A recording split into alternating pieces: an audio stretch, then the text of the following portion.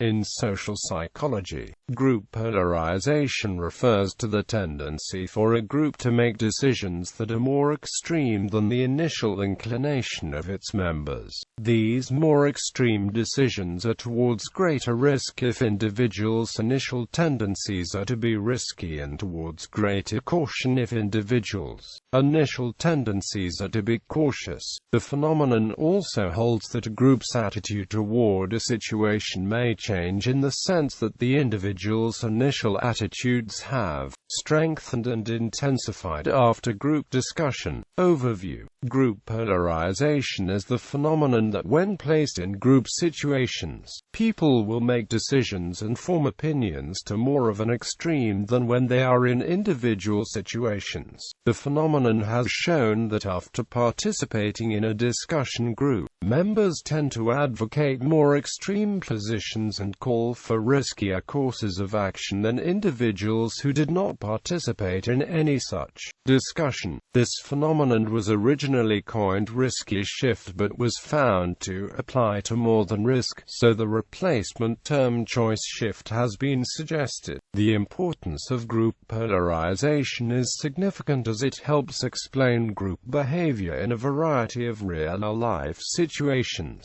Examples of these situations include public policy, terrorism, college life, and violence. For instance, group polarization can largely be seen at political conventions which are broadcast nationwide before a large election. Generally, a political party holds the same ideals and fundamentals. At times, however, individual members of the party may waver on where they stand on smaller subjects. During a political convention, the political party as a group is strongly united in one location and is exposed to many persuasive speakers. As a result, each individual in the political party leaves more energized and steadfast on where the party as a whole stands with regards to all subjects and behind all candidates, even if they were wavering on where they stood beforehand. The phenomenon is also largely observed in the decision-making of a jury, particularly when considering punitive damages in a civil trial. Studies have shown that after deliberating together, mock jury members often decided on punitive damage awards that were either larger or smaller than the amount any individual juror had favored prior to deliberation. The studies indicated that when the jurors favored a relatively low award, discussion would lead to an even more lenient result, while if the jury was inclined to impose a stiff penalty, discussion would make it even harsher. Moreover, in recent years, the Internet and online social media have also presented opportunities to observe group polarization and compile new research. Psychologists have found that social media outlets such as Facebook and Twitter demonstrate that group polarization can occur even when a group is not physically together, as long as the group of individuals begins with the same fundamental opinion on the topic and a consistent dialogue is kept going. Group polarization can be observed. History and origins. The study of group polarization can be traced back to an unpublished 1961 master's thesis by MIT student James Stoner, who observed the so-called risky shift. The concept of risky shift maintains that a group's decisions are riskier than the average of the individual decisions of members before the group met. In early studies, the risky shift phenomenon was measured using a scale known as the Choice Dilemmas questionnaire. This measure required participants to consider a hypothetical scenario in which an individual is faced with a dilemma and must make a choice to resolve the issue at hand. Participants were then asked to estimate the probability that a certain choice would be of benefit or risk to the individual being discussed. Consider the following example. Mr. A, an electrical engineer, who is married and has one child, has been working for a large electronics corporation since graduating from college 5 years ago. He is assured of a lifetime job with a modest, though adequate, salary and liberal pension benefits upon retirement. On the other hand, it is very unlikely that his salary will increase much before he retires. While attending a convention, Mr. A is offered a job with a small, newly founded company which has a highly uncertain future. The new job would pay more to start and would offer the possibility of a share in the ownership if the company survived the competition of the larger firms. Participants were then asked to imagine that they were advising Mr. A. They would then be provided with a series of probabilities that indicate whether the new company that offered him a position is financially stable. It would read as following: please check the lowest probability that you would consider acceptable to make it worthwhile for Mr. A to take the new job. The chances are 1 in 10 that the company will prove financially sound. The chances are 3 in 10 that the company will prove financially sound. The chances are 5 in 10 that the company will prove financially sound. The chances are 7 in 10 that the company will prove financially sound. The chances are 9 in 10 that the company will prove financially sound. Place a check here if you think Mr. A should not take the new job no matter what the probabilities. Individuals completed the questionnaire and made their decisions independently of others. Later, they would be asked to join a group to reassess their choices, indicated by shifts in the mean value. Initial studies using this method revealed that group decisions tended to be relatively riskier than those that were made by individuals. This tendency also occurred when individual judgments were collected after the group discussion, and even when the individual post-discussion measures were delayed 2 to 6 weeks. The discovery of the risky shift was considered surprising and counterintuitive, especially since earlier work in the 1920s and 1930s by Allport and other researchers suggested that individuals made more extreme decisions than did groups, leading to the expectation that groups would make decisions that would conform to the average risk level of its members. The seemingly counterintuitive findings of Stoner led to a spurt of research around the risky shift, which was originally thought to be a special case exception to the standard decision-making practice. Many people had concluded that people in a group setting would make decisions based on what they assumed to be the overall risk level of a group. Because Stoner's work did not necessarily address this specific theme, and because it does seem to contrast Stoner's initial definition of risky shift, additional controversy arose, leading researchers to further examine the topic. By the late 1960s, however, it had become clear that the risky shift was just one type of many attitudes that became more extreme in groups, leading Moscovici and Zavaloni to term the overall phenomenon group polarization. Subsequently, a decade-long period of examination of the applicability of group polarization to a number of fields in both lab and field settings began. There is a substantial amount of empirical evidence demonstrating the phenomenon of group polarization. Group polarization has been widely considered as a fundamental group decision-making process and was well established, but remained non-obvious and puzzling because its mechanisms were not fully understood. Major theoretical approaches. Almost as soon as the phenomenon of group polarization was discovered, a number of theories were offered to help explain and account for it. These explanations were gradually narrowed down and grouped together until two primary mechanisms remain: social comparison and informational influence.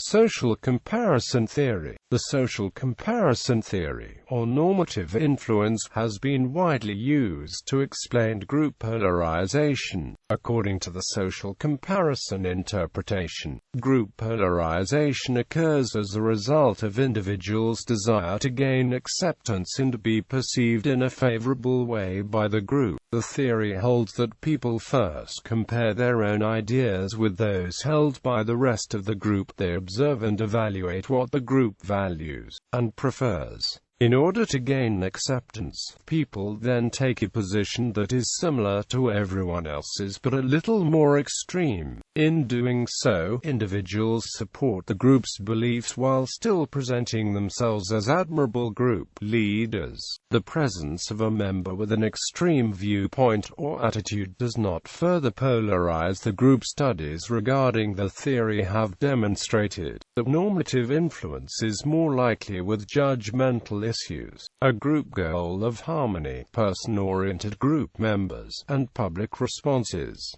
Informational influence. Informational influence, or persuasive arguments theory, has also been used to explain group polarization, and is most recognized by psychologists today. The persuasive arguments interpretation holds that individuals become more convinced of the views when they hear novel arguments in support of the position. The theory posits that each group member enters the discussion aware of a set of items of information or arguments favoring both sides of the issue, but lean toward that side that boasts the greater amount of information. In other words, individuals base their individual choices by weighing remembered pro and con arguments. Some of these items or arguments are shared among the members while some items are unshared, in which all but one member has considered these arguments before. Assuming most or all group members lean in the same direction during discussion, items of unshared information supporting that direction are expressed, which provides members previously unaware of them more reason to lean in that direction. Group discussion shifts the weight of evidence as each group member expresses their arguments, shedding light onto a number of different positions and ideas. Research has indicated that informational influence is more likely with intellective issues,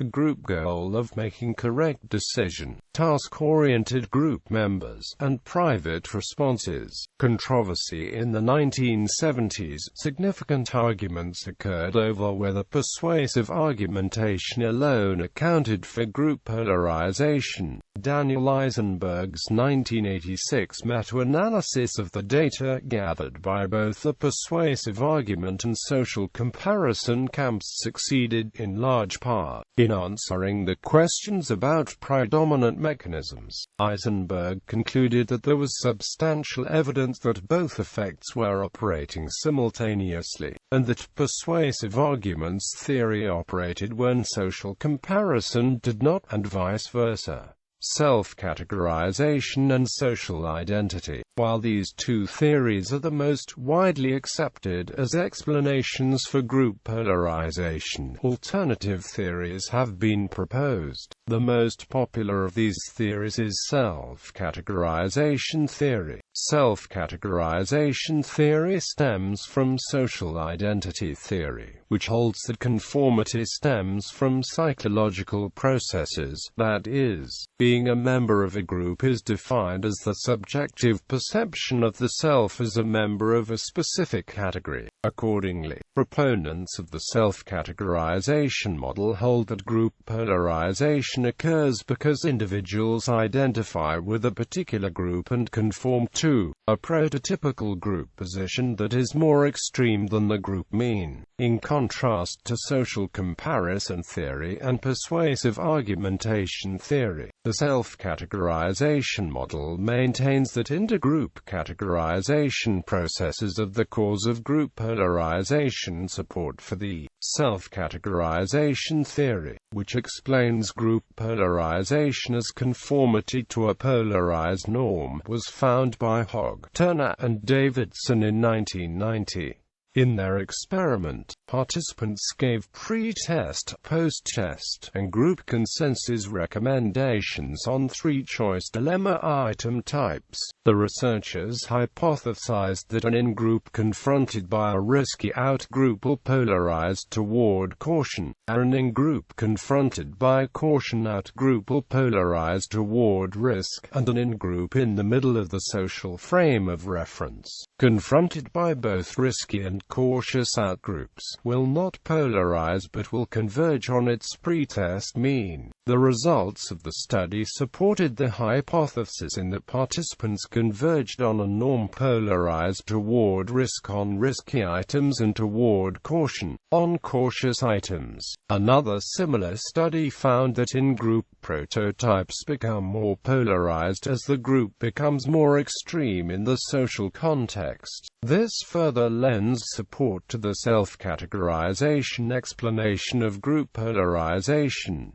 Major empirical findings. A number of studies have explored the effects that discussion between groups consisting of like-minded individuals has on members' prevailing opinions. In 1970, mayors and bishops selected groups of highly racially prejudiced students and groups of less racially prejudiced students to discuss a number of racial issues. Results demonstrated that racial prejudice decreased for already low prejudice individuals and increased for already high prejudice individuals, after individuals engaged in the respective group discussion. Thus, the study supported the claim that discussion among like-minded individuals tends to increase and intensify pre-existing attitudes, thereby demonstrating group polarization. In 2009, an interesting occurrence of group polarization was found in a study conducted by Lujan, Cocker, and Sutter, in which subjects played a dictator game. In this game, both individual and group decision-making was observed to see how individual preferences with respect to the allocation of money between a dictator and a recipient are transformed into a team decision. The main finding was that team decisions were more selfish and competitive, less trusting and less altruistic than individual decisions. This study therefore offers evidence of group polarization in that the actions of individuals when in a group were more extreme than when the individual acted individually. Social comparison theory. In the 1978 study, Gray and Noble explored the effects of authoritarianism on juror and jury decisions and further investigated the generalizability of the group polarization for a simulated jury task. The underlying assumption of the study was that group interaction tends to enhance choice tendencies initially favored in the subject population. Thus,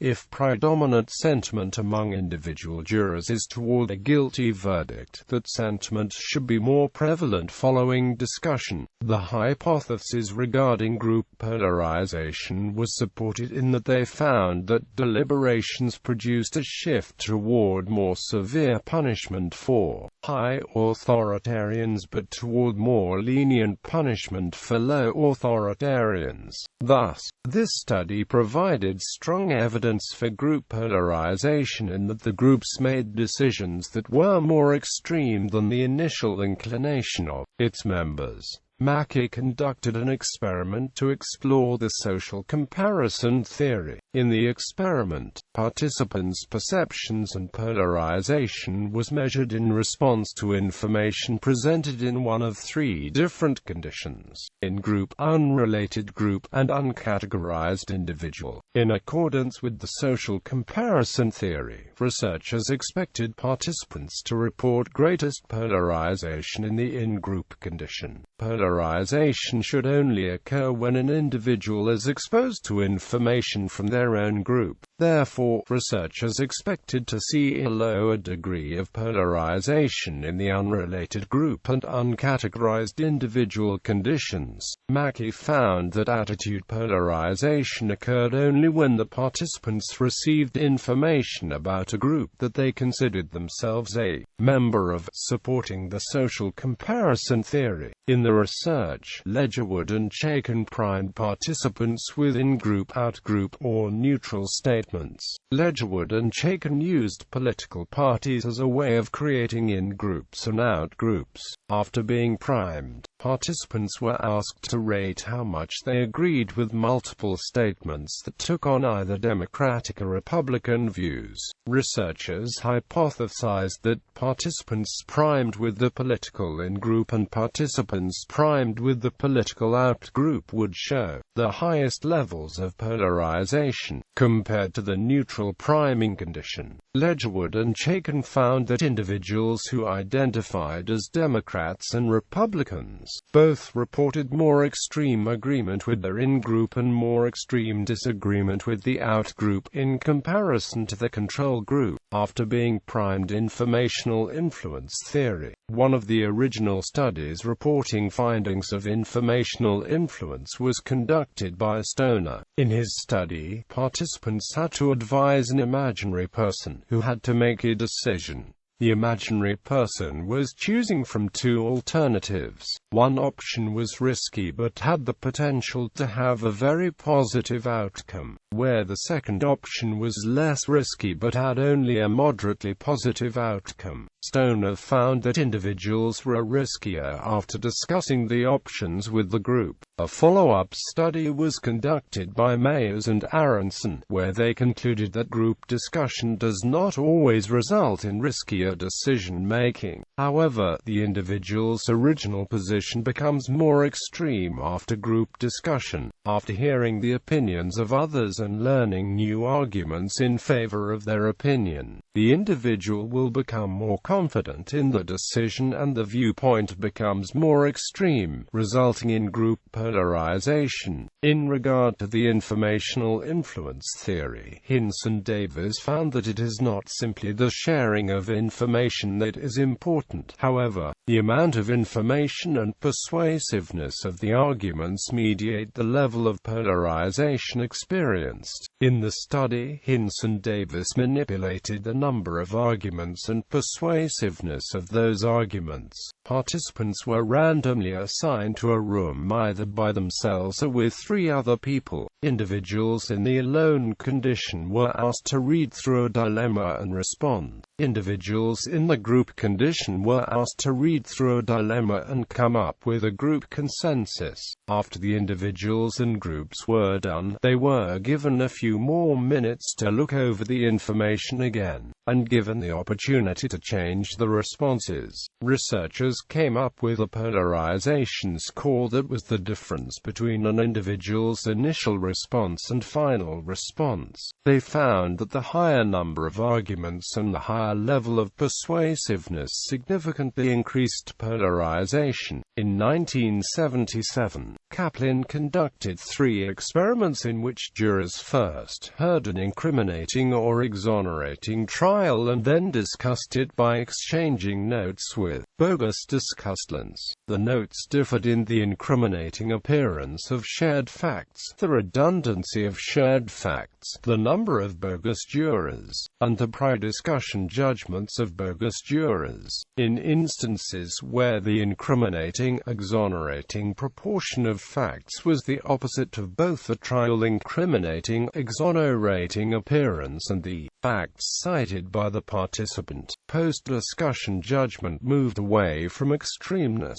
When proportion matched the participants, judgment became more extreme, yet less so when shared facts were redundant. Kaplan found that neither the number of bogus discussants nor the communicated judgments had an effect. These results did not demonstrate substantial evidence for normative influences, in which judgment shifts in response to normative pressure exerted by knowledge of others' positions. Rather, the results indicate that participants appear to evaluate and integrate information provided by others into the final judgment, in the same manner as they would from any source.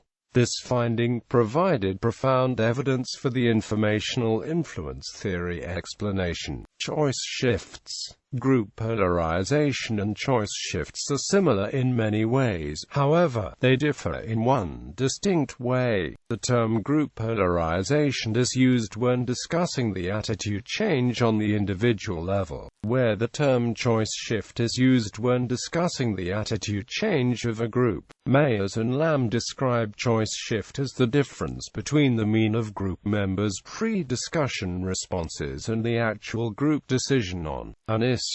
Risky and cautious shifts are both a part of a more generalized idea known as group-induced attitude polarization. Though group polarization deals mainly with risk-involving decisions and/or opinions, discussion-induced shifts have been shown to occur on several non-risk-involving levels. This suggests that a general phenomenon of choice shifts exists apart from only risk-related decisions. Stoner found that a decision is impacted by the values behind the circumstances of the decision. The study found that situations that normally favor the more risky alternative increased risky shifts. More so, situations that normally favor the cautious alternative increased cautious shifts. These findings also show the importance of previous group shifts. Choice shifts are mainly explained by largely differing human values and how highly these values are held by an individual. According to Moscovici et al.,